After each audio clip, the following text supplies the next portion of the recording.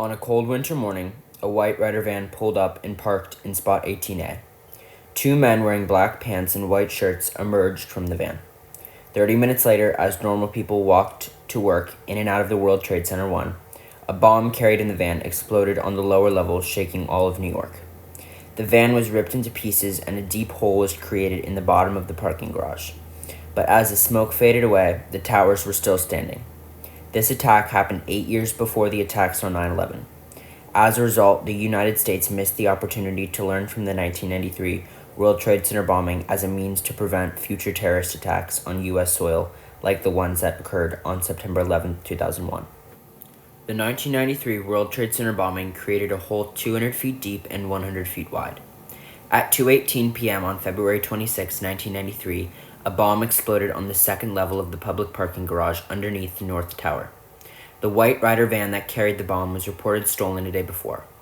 In the 20th century, there were 76 bombings. Now, in the 21st century, there have been 1,444 bombings. However, this particular bombing is unique because it was the first ever non-war related bomb that was ever dropped on American soil. At the time, this was the largest in severity and most deadly terrorist attack ever perpetrated on U.S. soil. This attack gave the U.S. a new reality of radical Islamic terrorism. In the immediate aftermath of the attack, investigators didn't know who or what might be responsible, for the reason being that this was the first of its time. 2 years after the attack, there were two other terrorist attacks that were both very similar to this one. The first one was a bombing in Oklahoma City. This was similar because they were both bombings.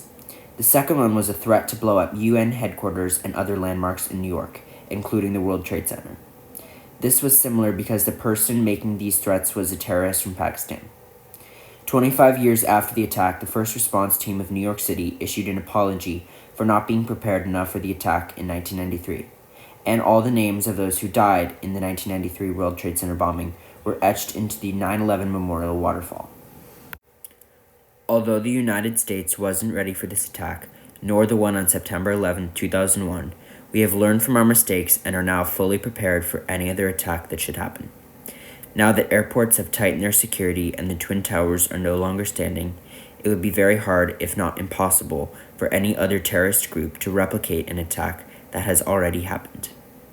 There are many people that believe that the next major attack, like the one on September 11, 2001, will be one that is related to technology.